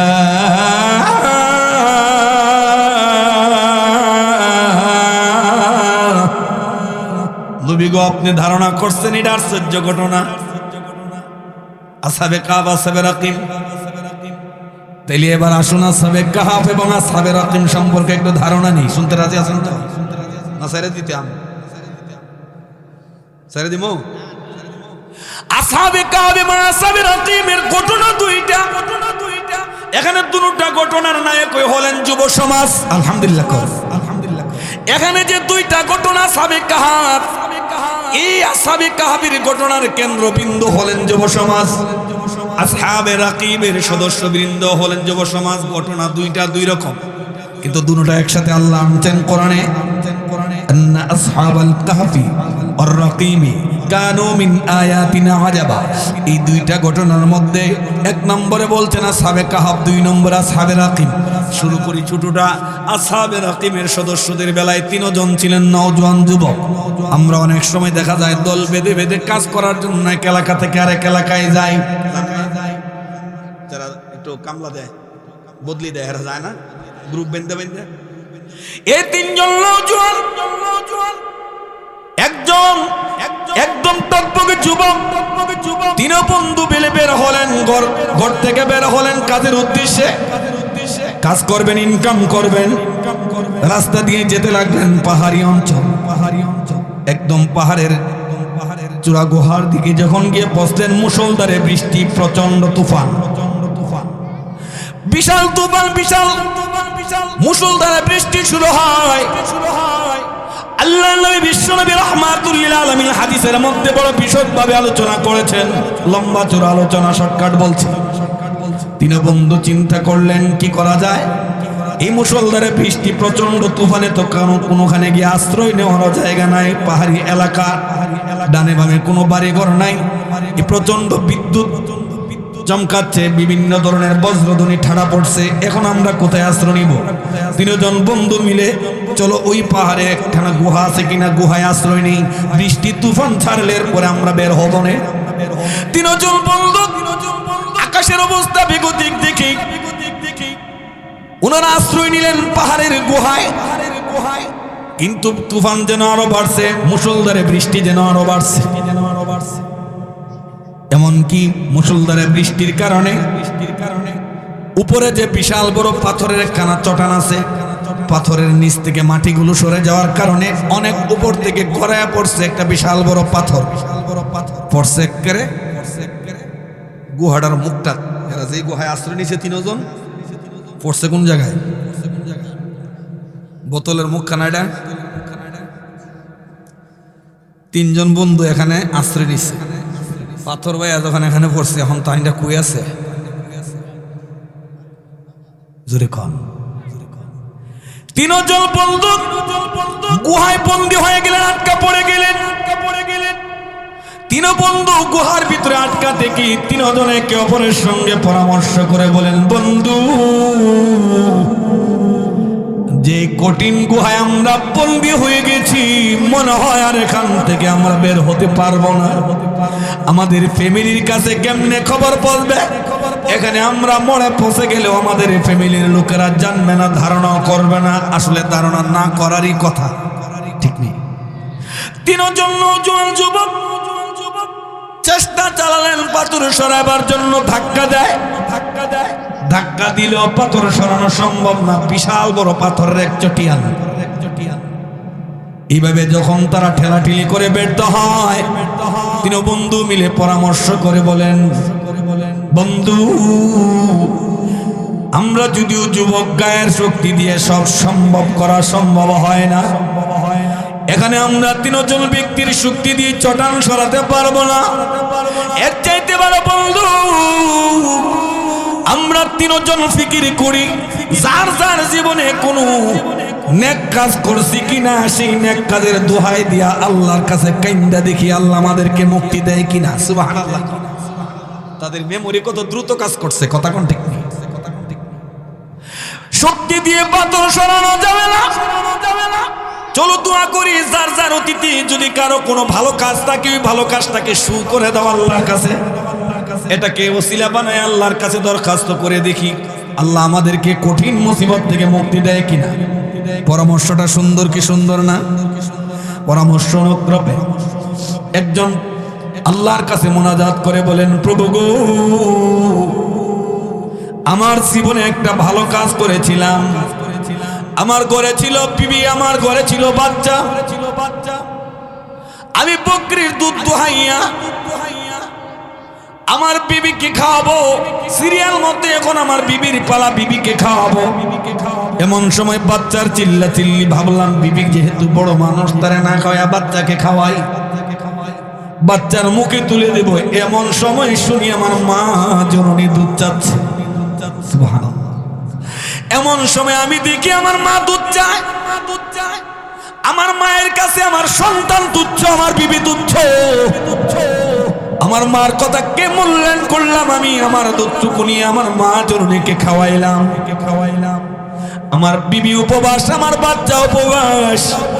আমার মা জননীকে যে আমি সেই সম্মানটুকু দিয়েছিলাম, মা আমার জন্য দোয়া করেছিলেন, যত বিপদে পড়ি না কেন গো প্রভু তুমি যেন রক্ষা করো আল্লাহ।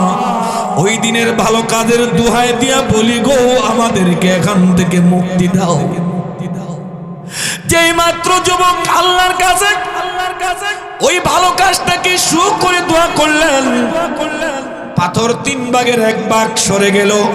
এবার অন্ধকার আস্তে আস্তে দূর হয়ে আকাশের আলো তাদের গুহার ভিতরে ঢুকতে লাগলেন। সুবহানাল্লাহ।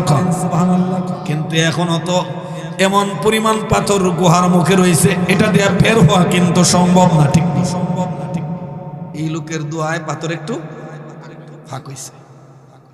এবার 2 নম্বর বন্ধু, তাদের মধ্যে 9 জন আল্লাহর দিকে হাত তুলে মোনাজাত করেন, প্রভু গো,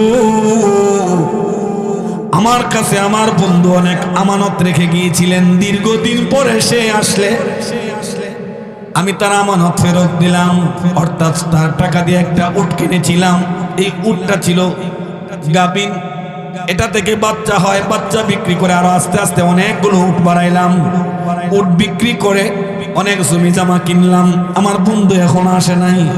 দীর্ঘদিন পরে যখন আমানত দাতা আমার কাছে আসলেন, উট দিলাম, উটের বাচ্চা দিলাম, যতগুলো উট ছিল, যতগুলো জমি জামা কিনেছি তার টাকার থেকে সবগুলো তার কাছে অফিস দিলাম, দলিলা দিল্লা সব কিছু তার কাছে দিয়ে দিয়েছিলাম।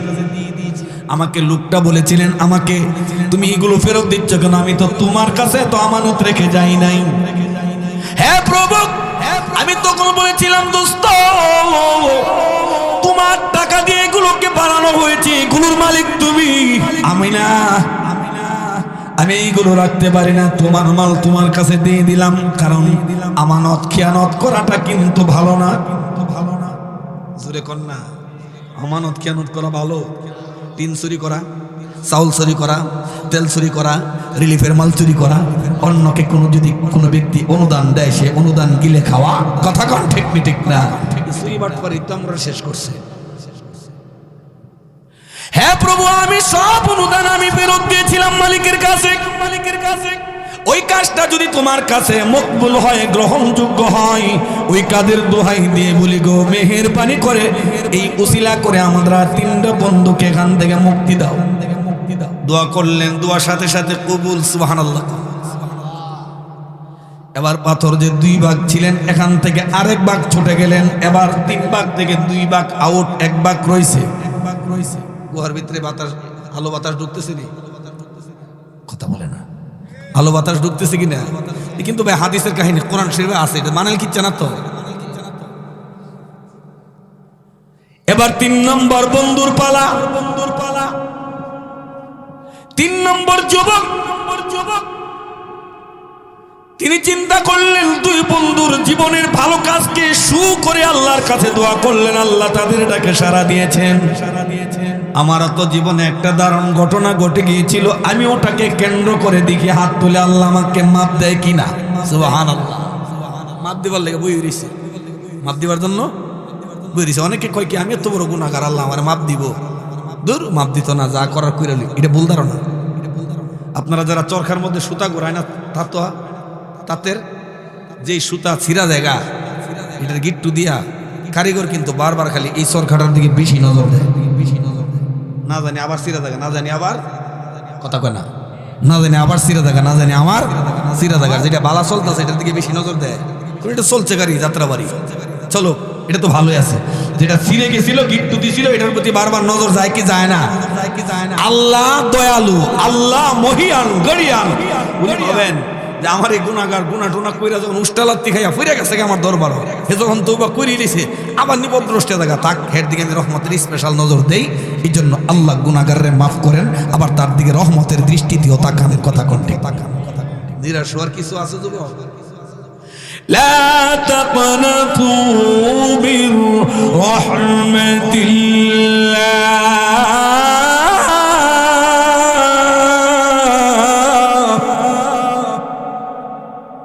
তোমরা আল্লাহর দরবার থেকে না উম্মিদ হইও না, নিরাশ হইও না, চাইলেই পাওয়া যায়। কথা কোন ঠিক নেই।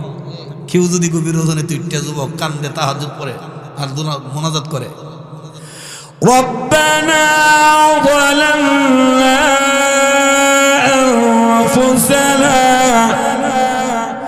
وإن لم تغفر لنا وترحمنا لنكونن من الخاسرين।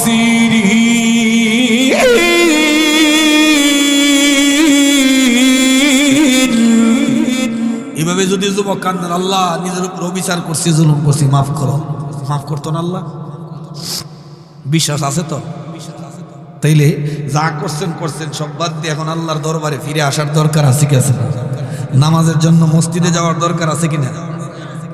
মা বোনদারা যুবতী আছেন, তারা যদি মনে করেন এখন বিয়ে হয় নাই, নামাজ ধরছি না, বিয়ে শাদী হোক এরপরে নামাজ ধরবো না, কোন সময় মরে যান? বিশ্বাস আছে? ধরেন নামাজ, রোজা ধরেন, তওবা করেন। ওই গুহার মধ্যে 3 নম্বর নওজোয়ান যুবক মুনাজাত করেন, চোখের পানি ছিঁড়ে দিয়ে আল্লাহর কাছে আবদার করে বলেন, প্রভু গো, আমি আমার অতীতে একটি কাজ করেছিলাম, জানি না তোমার কাছে কতটুকু পছন্দ হয়েছে। আল্লাহ কাজটা যদি পছন্দ হয় গো, এই কাজের ওসিলা করে আমরা 3 বন্ধুকে এখান থেকে মুক্তি দাও। ঘটনাটা ছিল এমন, 3 নম্বর বন্ধু বলেন, হ্যাঁ প্রভু, আমার আপন চাচাতো একজন বোন ছিলেন, পরমা সুন্দরী, রূপবতী, অনন্যা, লাবণ্যা। এত পরমা সুন্দরী এলাকার মধ্যে আর ছিল না। আমি তাকে অফার দিয়েছিলাম, বোন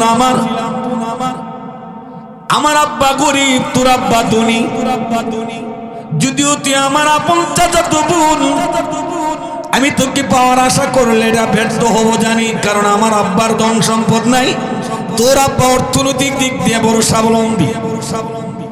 বিয়ের প্রস্তাব দিলেও তোকে আমার কাছে বিয়ে দিবে না। বললে অন্যের ঘরে চলে যাবি, এটা বরদাস্ত করতে পারি না, তবে একটা অফার দিক, আমি এক রজনীর জন্য, নৈশের জন্য তোকে আমি পেতে চাই, বিনিময়ে তুই কি চাস, যা চাস তাই দেওয়া হবে। কুপ্রস্তাব। কি প্রস্তাব? হে বোন আমার, তুই যা চাবি তাই দেওয়া হবে। বোন বললেন, তুমি যদি আমাকে 300 দিনার দিতে পারো, তাইলে আমার দেহের মালিক তোমাকে বানিয়ে দেওয়া হবে, গোপন অভিসারে তোমার সঙ্গে সঙ্গিনী দেওয়া হবে। যুবক বলেন, প্রভু হে আমার, দুনিয়ার নকল সুন্দরের প্রেমে মোহে পড়ে, শয়তানের ষড়যন্ত্রে পড়ে আমি ইনকাম করতে লাগলাম। 300 দিরহাম হলে টাকার থলেটা নিয়ে আমার বোনের হাতে তুলে দিয়ে বললাম, বোন আমার, তুই শর্ত দিয়েছিলি 300 দিরহাম দিলে তোর দেহের মালিকানা আমাকে দিবি, নে তোর টাকা তোরে দিলাম, এখন তুই আমার সঙ্গে চল। আমাকে লক্ষ্য করে বলেছিলেন, রে যুবক, তোর মনের চাহিদা যদি পূর্ণ করতে চাস এখানে সম্ভব না, কারণ পাশের ঘরে তোর মা বাবা আছে, পাশের ঘরে আমার মা বাবা আছে, গোপন অভিসারে এখানে লিপ্ত সম্ভব নয়। চল আমরা পাহাড়ে চলে যাই। পাহাড়ের দিকে রওনা দিলেন যুবক এবং যুবতী। পাহাড়ের দিকে গেলেন, যুবকের মনে যেন আর সহ্য হয় না, চাচাতো বোনের হাতে ধরে টান মারলেন, ও বোন আমার, জলদি করে তোর দেহটাকে আমার জন্য বরাদ্দ দে, আমি আর পারছি না। ওই যুবতী ডাক দিয়ে বললেন, যুবক সামনে যাও, কোলাহল আছে, এখানে মানুষ আছে, মানুষের দৃষ্টি পড়ে গেলে আমরা কি জবাব দিব? যুবক বলেন আশেপাশে কোনো মানুষ নাই, কেউ তো দেখবে না, মনের চাহিদা পূরণ করে নিতে পারবো। এমনি সময় যুবতী ডাকতে বলেন, রে যুবক ইত্তাকিল্লাহ, আল্লাহকে তুই ভয় কর, ইত্তাকিল্লাহ, আল্লাহকে তুই ডরা। ডানে বামে সামনে পিছনে যদি কোনো মানুষ নাই, আমার আল্লাহ হাজির ও নাজির। কথা কোন ঠিক কিনা? আরে যুবক এত টানাটানি করছো, আমার গুনার মধ্যে আমাকে লিপ্ত করতে তুমি চাচ্ছ, তুমি ভাবছো আশেপাশে কোনো মানুষ নাই। ওরে যুবক, যদিও আশেপাশে কোনো মানুষ নাই, আমার আল্লাহ তো হাজির ও নাজির, আমার আল্লাহ তো দেখতেছেন। ইত্তাকিল্লাহ, আল্লাহকে তুই ডরা। তুই কি মরবি না? কবর জগতের যাত্রী হবি না? যেই মাত্র যুবককে ভয় দেখালেন, মুনাজাতের মধ্যে বললেন, প্রভু গো, আমার বোন যে মাত্র আমাকে তোমার কথা স্মরণ করে দিয়েছিলেন, আমি ভীত সন্ত্রস্ত হয়ে গিয়েছিলাম, তোমার ভয়ে আমি তটস্থ হয়ে গিয়েছিলাম। আমি যদি ওদিন ইচ্ছা করতাম, ওই পাহাড়ের নির্জন ভূমিতে আমার বোনের ইজ্জতে আমি সিনিমিনি খেলতে পারতাম। আমি তোমাকে ডরাইছি, তোমাকে ভয় করেছি, তোমার কাছে যে যেতে হবে। ওই ভয়ের কারণে আমার বোনকে আমি ইজ্জত নষ্ট করি নাই, অক্ষত অবস্থায় বাড়ির দিছি ফেরত। ওই দিনের ত্যাগটা যদি তোমার কাছে কবুল হয়, ওই ত্যাগের উসিলায় মেহেরবানি করে আমরা তিনজন যুবক বন্ধুকে মুক্তি দাও। যেই মাত্র আল্লাহর কাছে ওই কাজটাকে উপস্থাপন করে মুনাজাত করলেন, আল্লাহ পাক রব্বুল আলামিন এই যুবকের দোয়া কবুল করে গুহার মুখ থেকে চটানটাকে পুরাপুরি সরায় দিয়েছে। একটু জোরে কান। তিনজন যুবক মুক্তি পাইছে তো? 9 জন যুবকের দোয়া কবুল হয় না মনে করেন? আর এখনের অবস্থা কি জানেন? আসলে আমরা আমাদের কালটায় মোবাইল তো বেরিয়েছে কত 23-24 বছর হয়েছে, 23 বছরের মতন মোটামুটি অ্যাভেলেবেল হয়েছে বাংলাদেশে, ঠিক না? কথা কয় না? এর আগে শহর লেভেলে রাজধানীতে ছিল, কিন্তু গ্রামগঞ্জে মোটামুটি 2-3 সালের দিক দিয়ে সেটা সয়লাভ করছে। কথা কন ঠিক? কিন্তু এর আগে আমরা ছোট সময় বন্ধুরা আড্ডা দিলে পুকুরের ভার বাড়ির গাড়াত বয়ে বয়ে ঘন্টার পর ঘন্টা আড্ডা দিতাম। আর হন আড্ডা নাই, তবে মানুষের মেল জমে ঠিকই, কিন্তু একটা আরেকটার দিকে ফুটকি দিয়ে বয়ে থাকে, ফাঁসা দিয়ে বয়ে থাকে, ফিস, ঠিক না? 10 জন বন্ধু বইছে, 10টা 10 কাজে ব্যস্ত, 10 জন এত 10টা মোবাইল, কেলে কেউ কথা কবার টাইম নেই। কি এর বন্ধুত্ব? হন বন্ধুত্বের খেতা। কথা কোন ঠিক নেই? কথা কোন ঠিক? হন কি আগের মতন মায়া মহব্বত উলফত আছে? কথা কইতো না। 10 জন ঘনিষ্ঠ বন্ধু হ্যাঁ হ্যাঁ কাজ করতেছে, এইটা আরেকটার কাজ করতেছে, মোবাইল কিনতেছে, কেলে কেউ কথা কোনো হাসি নাই, তামসা নাই, গল্প নাই, কিচ্ছু নাই। আসেনি? রে যুবক, এখনো ফিরে আসো। ফিরে আসলে কিন্তু দরবার খালি না, দরবার খালি না। এমনি ভাবে আর একজন যুবকের কাহিনী বলি। তিনি ছিলেন ডাকাতের লিডার, নাম তার ফুজাইল ইবনে আয়াজ। ডাকাতের লিডার ছিলেন। মরু প্রান্তরে তিনি পাগড়ি পরে, থুতায় ছিল লম্বা দাড়ি, জুব্বা পরে তিনি ডাকাতের সর্দারগিরির ভাব ধরছিলেন। লেবাসের দিক দিয়ে বড় হুজুর, আসলে কিন্তু হুজুর না, আসলে হুজুর না। এক ব্যক্তি যখন তার সামনে দিয়া যায়, হুজুর শুনলাম এলাকায় নাকি ফুজাইল ইবনে আয়াজ নামক বড় ডাকাত আছে। আমার কাছে তো স্বর্ণ মুদ্রা আছে, ব্যবসার টাকা পয়সা আছে, এগুলো এই রাত্রেবেলায় এদিক দিয়ে গেলে যদি রোয়ানা নিয়ে যায়, তাহলে আমি আমার বউ বাচ্চার জন্য কি নেব? হুজুর আপনার কাছে মিডিয়া আমি আমানত রাখি, শেষ রাত্রের দিক দিয়ে আপনার কাছ থেকে আমি এটা নেব। এদিকে হুজুর কথা কয় না। আল্লাহ, এখন তো হুজুর অভাব নাই। টুপিদারি রাখলে মনে করে হুজুর। চুর, বদমাইশ, লম্পট, এগুলো এখন হুজুরের সুরত ধরে হুজুরের বদনাম করে। কথা কোন ঠিক নেই? জুরে কন। ফুজাইল ইবনে আয়াজ ভাবলেন, লোকটার যেহেতু আমার প্রতি ভালো ধারণা, আমি আর প্রকাশ করে লাভ নাই। নামাজের মুসাল্লা তুলে দিয়ে এখানে রেখে দো টাকা পয়সা, স্বর্ণ মুদ্রা। হিয়ালের কাছে মুরগাবাগি। কথা কোন লাগিল লিগা? ঘটনাটা এমন না। আর এই দিকটা যখন রাত্রে এর কাছে বলছে যে কনা যে বাঘের ডর হেনে বলে রাইতে এমন হইতেছে ঘটনাটা। সব মাল দিয়ে দিছে। রাত্রি শেষাংশে যখন এই লিডারের সর্দার সাহেবের মুরিদান জায়গা জায়গা গেছেন এই ডিউটি, বুঝছেন না মুরিদান, বুঝছেন না? শিষ্যটি যখন ডাকাতি করেন না, স্বর্ণ জওহর এই সমস্ত দামি দামি জিনিস এই না রেখা দিলেন বাগবাটোয়ারার ফলা। আর এটি কিন্তু সুদ ডাকাইতে বাগবাটোয়ারা বেশিরভাগ কবরস্থানে গিয়া করে। কই গিয়া করে? হ্যাঁ, আপনারা বুড়া মুরব্বী মানুষ এটা জানেন না, আমি ফুলাবাটা জানি। কই গ্যাস করে বেশিরভাগ বর্ণন করে জানেন? এটা কবরস্থান, কারণ আছে, জানে যে মুর্দারে হারে কিছু কৈতরিত না, হেন বইয়া বন্টন করলে নিশ্চিন্তা কাজ্যা করলে হোক, কারণ বন্টনের সময় সুরের মধ্যে ডাকাইতের মধ্যে কাজ্যা হইবই, হইতো না? আমি ব্রেসলেটটা নিব, আমি আনছি, আরেকটা আমি নেকলেসটা নিব, আমি আনছি, আমি দামি মোবাইলটা নিব, তাহলে কিলা কিলে মুনামুরি হারার মধ্যে দেওয়া হয়।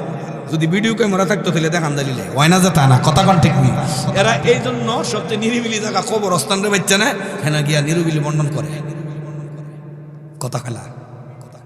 এটা আমার অভিজ্ঞতা হয়েছে। কেন যদি কন যে হুজুর আপনাকে চুরি টুরি একবার করছিলেন নি? বা আমি করছিলাম না, আমার বাপের করতে চুরি করিয়া কবরস্থানে গিয়ে অনেক মাল পাওয়া গেছে, এরা ফালাই টালাই থুয়ে গেছে, বোঝা গেছে, এর দ্বারা বোঝা যায় এরা কবরস্থানটা এর কাছে বেশি বন্টনের জন্য নিরাপদ। কথা কন ঠিক নেই। ফুজাইল ইবনে আয়াদের কাছে আসলেন তার শিষ্যবৃন্দ, বন্টন করে নিলেন সমস্ত সম্পদ। নামাজের মুসাল্লার দিকে মাল দেখে শিষ্ট ডাক দিয়ে বলেন, সর্দার সাহেব এগুলোর বন্টন করেন না কেন? আপনি তো খালি বইয়া থাকেন, আমরা না মেহনত করি, কিলকুশি দাদা আমগর উপরে দাদা, আপনি ইডি থুয়ে রাখছেন কিল্লিগা নিজে নিবেল লেগে গুতাদা কথা কইছে। ফুজাইল ইবনে আয়াদ ডাক দিয়ে বলেন, শিষ্যবৃন্দ রে, এই মালগুলো তোমাদের চুরির না, এটা আমার কাছে একজন আল্লাহর বান্দা আমানত রেখে দিয়ে গেছেন। সে বলেছেন ঘুরে এসে আমার কাছ থেকে নিবেন। আমার দাড়ি দেখছে, পাগড়ি দেখছে, সুন্নতি লিবাস দেখছে, এই জন্য তার ধারণাটা আমার প্রতি ভালো ছিল। সেই আমার কাছে আমার পরিচয় বলতেছে, আমি ফুজাইল ইবনে আয়াদের ডরে আপনার কাছে মাল রাখতেছি। যেই লোকটা আমাকে হুজুর ভাবে, যেই লোকটা আমাকে আল্লাহওয়ালা ভাবে, তার সম্পদগুলো আমার কাছে আমানত রেখে গেছেন। আমি এই মালগুলো তোদের কেমনে বন্টন করে দিই, তার মাল তার কাছে আমি ফেরত দিতে হবে। তবে একটা কথা শুনে রাখ, এতদিন পর্যন্ত তোরা আমার আন্ডারে অনেক ডাকাতি করছস, আমিও তোদের সঙ্গে ডাকাতির মালের ভাগিদার হয়েছি। আজকে থেকে ওয়াদা দিলাম, জিন্দেগিতে আর কোনোদিন আমি ডাকাতি করাবো না। তোরা তোরার লাইনে যা, অন্য সর্দার আন্ডারে গিয়ে তোদের মনে চাইলে কাজ করিস, আমি আর করবো না। যেই লোক আমার লেবাস দেখে আমাকে হুজুর ভাবে, মাথায় পাগড়ি, হাতে তাসবিহ, আমাদের মুসাল্লায় বসা, আমার প্রতি তাদের ভালো ধারণা আমি নষ্ট হতে দিতে পারি না। এই কথা বলে শিষ্যদেরকে বিদায় দিলেন। শিষ্যরা চলে যাওয়ার পর ওই লোক আসলেন, যিনি আমানত রেখে গেছিলেন। আসার পরে সব দিয়ে দিলেন, গুনে গুনে দিয়ে বললেন, তোমার মাল খুঁজে পেয়েছো কিনা? যথাযথভাবে হ্যাঁ পেয়েছি। তাহলে চলে যাও। ওই লোকটা বলে, হুজুর আপনার পরিচয়টা তো জানতে পারলাম না, আমার এত দামি দামি জিনিসগুলো আপনি অফিস দিয়েছেন, ফেরত দিয়েছেন। ফুজাইল ইবনে আয়াদের চোখ দিয়ে টপ করে পানি বের হয়ে গাল দিয়ে বেয়ে বেয়ে পড়ে নওজোয়ানের। ফুজাইল ডাক দিয়ে বললেন, হে যুবক, তুমি যে ডাকাতের ভয়ে তোমার মালগুলো জমা রেখেছো, ওই ডাকাতির সর্দারই হইলাম আমি, ফুজাইল ইবনে আয়াদ। থমকে গেছে, আপনি ফুজাইল ইবনে আয়াদ? আপনার নাম শুনলে বাচ্চারা থরথর করে কাঁপে, এলাকার মানুষ থরথর করে কাঁপে। আর আপনি এত ভালো, আপনি এত ভালো, আমার মাল আমার ফেরত দিয়ে দিলেন। ফুজাইল ইবনে আয়াদ চোখের পানি ছাড়েন, মুসাফির দোয়া করে বলেন, প্রভু গো, ফুজাইল ইবনে আয়াদের মাথায় তোমার নবীজির সুন্নাত পাগড়ি রয়েছে, ফুজাইল ইবনে আয়াদের তুতায় তোমার নবীজির সুন্নাত দাড়ি রয়েছে। লেবাসের মধ্যে যেহেতু সুন্নতি লেবাস, আল্লাহ তোমার বান্দাকে দিনের জন্য কায়েম করে নাও। দোয়া করলেন, মুসাফিরের দোয়া কিন্তু আল্লাহ ফেরত দেয় না। কথা কোন ঠিক কিনা? তিন ব্যক্তির দোয়া আল্লাহ ফেরত দেয় না। মাতা পিতার দোয়া, নির্যাতিত ব্যক্তির দোয়া, মুসাফিরের দোয়া। কিসের দোয়া? যারা ভ্রমণ করে 48 মাইল দূরে যায়, ওই ব্যক্তি দোয়া করলে আল্লাহ সাথে সাথে কবুল করেন। নির্যাতিত ব্যক্তি দোয়া করলো আল্লাহ সাথে সাথে কবুল করেন। দেখছেন না, নির্যাতিত হযরত উলামায়ে কেরাম জেলখানায় বন্দী ছিলেন, ওনারা বদদুয়া দিয়েছেন, আমাদের যে সাবেক স্বৈরাচার আছেন উনি বললে উড়ে গেছেন। কথা কেন উনি কে আছে? গেছে তো গেছে, ইমন জিল্লতি ইমন বেজ্জতি, এটিল মজলুমদের বদদুয়া। মজলুমদের কথা কয় না, মজলুম মানে নির্যাতিত ব্যক্তির বদদুয়া। কথা বলেন ঠিক কিনা? অতি অতি ভালো না, অতি অতি ভালো না, অতি অতি ভালো না। ওই মুসাফির যখন দোয়া করলেন, ফুদাইল ইবনে আযের হৃদয় গলে গেল। ফুদাইল ইবনে আয স্থান ত্যাগ করে বাড়ির দিকে রওনা। কিছু দূর যেতে না যেতেই দেখলেন একটা জীর্ণ শীর্ণ কুঁড়ে গর্তে কুরআনুল কারীমের আয়াতের মধুর বাণী শোনা যাচ্ছে। সুবহানাল্লাহ। ফুদাইল ইবনে আয কানের আড়ি পাতলেন, আড়ি পেতে শুনতেছেন এক বুড়া ব্যক্তি তেলাওয়াত করতেছেন কোরআন শরীফের এক আয়াত। ألم يأن للذين آمنوا أن تخشع قلوبهم لذكر الله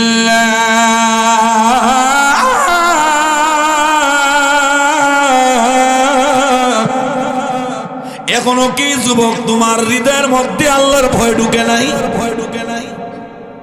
এখনো কি আল্লাহর ভয় ঢুকে নাই? আর কতকাল তুমি ডাকাতি করবা, জিনা ব্যভিচার গুনার কাজ করবা, সুদের সঙ্গে জড়িত থাকবা, নামাজ ছেড়ে দিবা, রোজা ছেড়ে দিবা, বিভিন্ন গুনার কাজে লিপ্ত থাকবা? এখনো কি সময় হয় নাই? কখনো না জানি মালাকুল মউত আজরাইল গ্রেফতার করে নাই তোমাকে। এইভাবে যখন আয়াতের অর্থ বুঝলেন, ফুদাইল ইবনে আয থমকে দাঁড়ালেন। পুরা ব্যক্তির কুঁড়ে ঘরের কিনারায় ডুকরে ডুকরে কান্দেন। কান্নার ঠেলায় যেন কিছু বলতে পারছেন না, তিনি যেন ভাষা হারিয়ে ফেলছেন। কিছুক্ষণ কান্নার পর পুরা ব্যক্তির ঘরের দরজায় নক করলেন। নক করার পরে বললেন, দরজা খুলো। পুরা ব্যক্তি কোরআন তেলাওয়াত বন্ধই করে না, চলছে অবিরাম। আরেকবার নক করলেন। পরবর্তীতে পুরা বিরক্তি হইয়া দরজা খুললেন। কে গো তুমি? বারবার আমার ঘরের দরজায় নক করছো, আমি কোরআন পড়ছি। ফুদাইল ইবনে আয ডাক দিয়ে বলেন, মুরব্বি, আপনি যে কিছুক্ষণ পূর্বে আয়াত পড়েছিলেন সে আয়াতখানা আবার পড়েন তো। নেতার আওয়াজও কিন্তু নেতার মতনই হয়, ঠিক নেই? আর ডাকাইতের সর্দারের কথাও তো হেমন হয়, কথা তো রসকস আছে, ভীতি ভীতি একটা অবস্থা আছে না? ফরেনে শুধু হইব, এখনো তো সেই ভীতি ভীতি একটা ভাব আছে। কিছুক্ষণ আগে আয়াত পড়ছেন, এটা আবার পড়েন। বুড়া তো দিক কি চিনে লাইছে, এবার তো হেবেড়া। কোন বেড়া? এলাকার চিহ্নিত ডাকাত ফুদাইল ইবনে আয। বেড়া কাঁপতাছে, উজু ছুটে দেবার অবস্থা। বাবা, আমার কি কোনো ভুল টুল হইছে নাকি? তুমি যে আবার আয়াত রিপিট করার জন্য বলছো, আমার কি ভুল হইছে? পড়ো বলছি। বাবা আমার মাফ করে দাও, বাবা আমার মাফ করে দাও। বুড়া লোক তো, ডাকাতের দিক কি দেহের অবস্থা খারাপ। কথা কোন ঠিক খারাপ, কথা কোন ঠিক। ফুদাইল ইবনে আয কান্দেন, চোখের পানি ছেড়ে দিয়ে বলেন, বাবা আপনি তেলাওয়াতের মধ্যে কোনো ভুল করেন নাই, আপনি আমাকে দেখে ভয় করবেন না, ভয় করবেন না। আমি ফুদাইল ইবনে আয আগের ফুদাইল না। বাবা গো, আপনার জবান থেকে যখন শ্রুতি মধুর কণ্ঠে শুনেছিলাম, আলাম ইয়ানি লিল্লাযিনা আমানু আন তাখশা কুলুবুহুম লিযিকরিল্লাহ, এই আয়াত শুনে অর্থ বুঝেছি। আমি পরিবর্তন এখনো কেন হই নাই। আপনি তেলাওয়াত করেন, আমার কাছে দাঁড়ানোর মজা লাগছে। এই আয়াত আমি বারবার শুনতে চাই। এমনি যখন বলার পর পুরা ব্যক্তি তেলাওয়াত করেন। ফুদাইল ইবনে আয কুচু গলা কাটা মুরগির ন্যায় থরথর করে কাঁপেন আর কানলেন। আল্লাহর কাছে সেজদা অবনত হইয়া চোখের পানি ছেড়ে দিয়া বলেন, প্রভু গো, তুমি যদি মাফ না করো গো, আমি ফুদাইল ইবনে আযের উপায় কি হবে? কতজনের উপরে জুলুম করেছি, বিচার করেছি, আল্লাহ মেহেরবানি করে মাফ করে দাও। এই যে ফুদাইল ইবনে আয একখানা আয়াত শুনেছেন, এই আয়াতের অর্থ বুঝার খাতিরে ফুদাইল ইবনে আয একজন টকবকে যুবক চিরদিনের জন্য ডাকাতি ছেড়ে দিয়া আল্লাহর একজন খাস ওলিতে রূপান্তরিত হয়ে গেছে। কি বলেন যুবক, পরিবর্তন হয়েছে কি হয়েছে না? যুবক, এগুলো লোমহর্ষক, হৃদয় বিদারক কিছু কাহিনী বুজুর্গানে দিন সাহাবায়ে কেরামদের। এই সমস্ত ঘটনা শুনলে হৃদয়ে কিছু ধাক্কা লাগবে, আপনি পরিবর্তন হয়ে যেতে পারেন। মানুষ পরিবর্তন বেশি ওয়াজ হয় না, হালকা একটা কথা ভিতরে লেগে গেলে বালি জায়গা কথা কন না কিনা, হালকা একটা কথার কারণেই পরিবর্তন হয়। আরেকজন নওজোয়ান এইভাবে বলতে গেলে রাত্র শেষ হবে, সামনে আর যাইতাম চাই না, কারণ রাত্র বেজে গেছে 12টা। কি কোন হযরত শর্টকাট করি বহুত আছে। যে আসহাবে কাহাবের ঘটনা যে বলছিলেন, এটা লইতে গেলে কমসে কম শর্টকাট করে গেল 1 ঘন্টা লাগবে, 1 ঘন্টা লাগবে। অতএব কিচ্ছা কখন মূল মাকসাদ না, এগুলো হইল আমাদেরকে সামনের দিকে নিয়ে যাওয়ার জন্য এক আইটেম। কথা কন্টিনিউ। যুবকদের কাছে একটা বলি, যুবক আর আমার বাবা তুল্য যারা আছেন তাদেরকে বলি, আপনাদের উপরে কিছু করণীয় আছে। তিরমিজি শরীফের হাদিসের মধ্যে আল্লাহ রাসূল সাল্লাল্লাহু আলাইহি ওয়াসাল্লাম বলতেন, মুরু সিবিয়ানাকুম বিসসালাতি ইযা বালাগু 7 ওয়াদরিবুহুম ইযা বালাগু 10। তুমি তোমার বাচ্চারা নামাজের নির্দেশ দাও যখন তার বয়স 7 বছর হয়। কয় বছর? 7 বছর হলে বাচ্চাকে নামাজের নির্দেশ দাও, আর বাচ্চার বয়স যখন 10 বছর হয় নামাজ না পড়লে তারে পিটায় নামাজ পড়াও। কি কইরা? পিটায় নামাজ পড়াও। এটা কি বানানো না রাসূলের হাদিস? তাহলে আপনারা মুরব্বী যারা আছেন সন্তানদেরকে নামাজের তাকিদ দিবেন তো?